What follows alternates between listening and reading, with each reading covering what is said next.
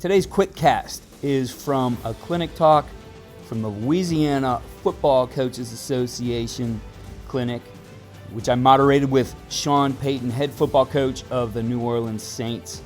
In this one, he shares a story about a trip he took to Miami of Ohio and the things he learned there. And as he reflects back, he understands that as a young coach, or really as a coach who continues to grow, that this is a race for knowledge. It's a race for growth.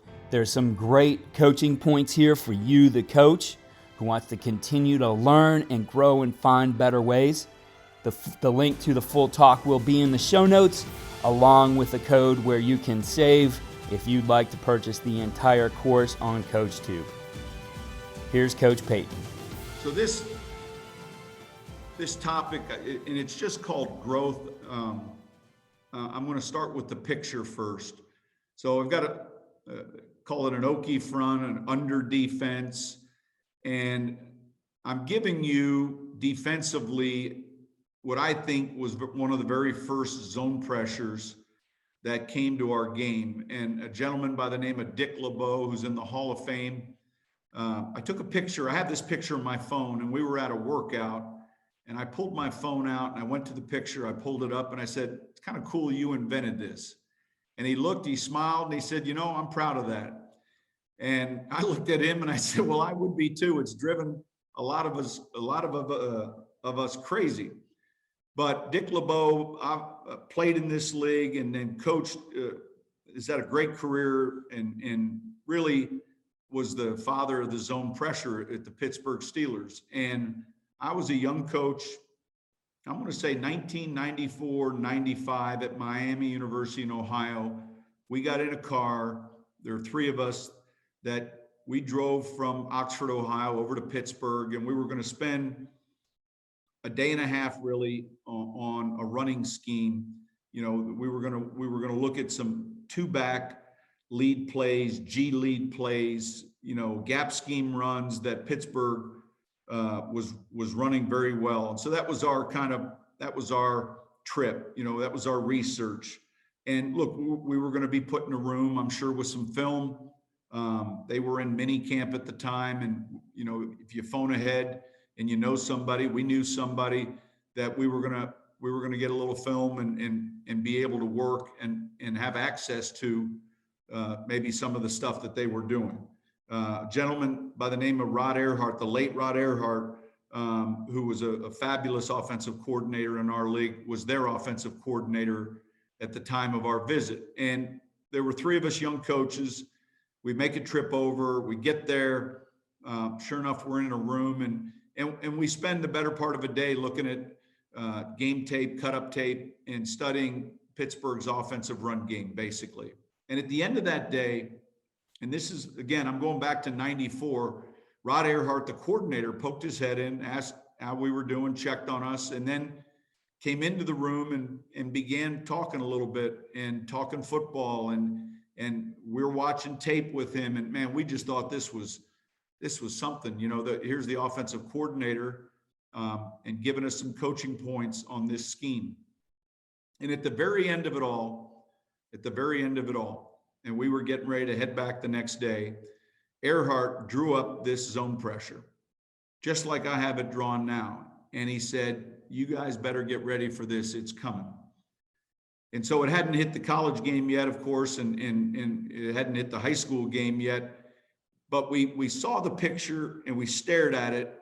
And I remember just looking at it. And look, the very first thing it did was break down your six-man protection, your West Coast offense, tight end and fullback out, free release protection. All of the hots that you so-called had built into your routes were kind of foobarred a little bit. You know, your shallow crosses weren't open, playoff game, 49ers, Packers, tip ball, interception. You're hot to the fullback in the flat, gets hammered by the strong safety. So it took a minute. And then eventually, sure enough, a year or two later, we saw it in the college game. And then pretty soon you had to come up with answers and your protections. But I'll never forget that visit. And I'm on this topic of growth because we are in a race as young coaches, we're in a race for knowledge. All right. Because look, early in our career, I look back on when I first had the quarterbacks and receivers at Indiana State, you know, the responsibility I had was great because it was going to be the passing game. And yet my expertise didn't necessarily match the responsibility. I thought I knew and was eager to learn, but I am in a race to become competent here and have enough expertise to give them. You know, that saying knowledge is power is so true in our game because look, the younger coach oftentimes is going to talk more. There's certain inherent mistakes that they're going to make, but they're not going to be relative to energy, enthusiasm, effort, or any of those. But at some point, there still needs to be that expertise in knowing the subject matter. And this article I saw was outstanding on this topic. And hear me out when I say it. The highest level of mastery is simplicity. Now we all say, all right, but there's more to that. The highest level of mastery is simplicity. Most information is irrelevant and most effort is wasted, but only the expert knows what to ignore. And so, man, that's important. And we all, regardless of our defensive scheme, our offensive scheme, we are always in a race to grow. And because our competitors are, and in order to teach, they're counting on answers. And the players are. They're counting on the right answers. And one of the mistakes that I made early on, that so many young coaches make early on, is, you know, I don't want to use the word overcoach, but we're not getting paid by the word. And so we would get caught up with a lot of communication, a lot of trying to explain. And at that point in time, we weren't empowered with the two words that give a picture for everything you want. You follow me? That we're looking for these teaching points, and then we're looking for the things that are important, and then learning very quickly what's unimportant. They're only going to, you know, head coaches ask this question all the time, and it's a fantastic question to the assistant coach. And sometimes the assistant coach doesn't like this question, but really that's tough. The question is, hey, what are you telling them? And it's asked from experience because it's asked with, hey, there might be a better way of explaining that and the checks and balances that exist. And so the young coach that's offended or insecure with those questions is going to have a more difficult time growing than, hey, this is what I'm telling them. Do you think that sounds right, or is there a better way?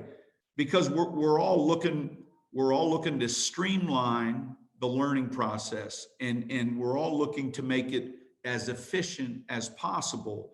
And so to this day, I will ask, watching film, hey, what are we telling the field corner here? What are we telling the halfback here? I want to hear the coach tell me what he's telling him, and maybe there's a better way to present the subject matter, because again, too much doesn't get digested the way we want. So this race for growth, it never stops.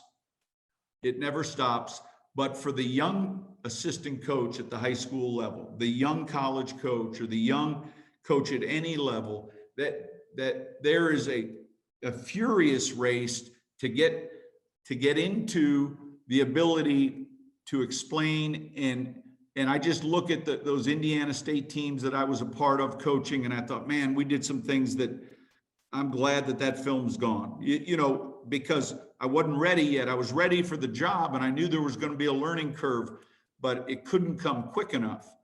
And we're exposed now to all the information. I mean, we had to drive to Pittsburgh to look at Steeler game tape. You can purchase NFL. You can get the NFL Game Pass, whatever it is. You can actually get the all 22. I couldn't believe they did this, but teams, coaches, high school, and you're able to, and if you can get the all 22, then you and your friends can cut it up and put it in. That's pretty unbelievable. The access we now have to growth is far greater than it's ever been, and yet it doesn't just come in the X's and O's. It comes in the form of great teachers ahead of you, and it's passed on sometimes on how to coach a linebacker fit in the B gap, or how to coach a fullback taking on some of those coaching techniques and points are passed on. And so for the younger coach, you're looking to be a sponge, and you're never afraid of better ways. You're looking for better ways. You want those keys to the kingdom. In other words, you might know the design of these plays in the defense, but back to that quote, the highest level of mastery is simplicity, and most information irrelevant. Most effort is wasted, but only the expert knows what to ignore. The young coach oftentimes doesn't know what to ignore, so he'll address everything. All right. I think it's an important topic. And I look back on some great trips to one of the other, we had a chance to go visit the New Orleans Saints, coincidentally, when I was at Miami, and we were going up there to spend time they were running a wham scheme, a bong scheme. John Matsko was the line coach.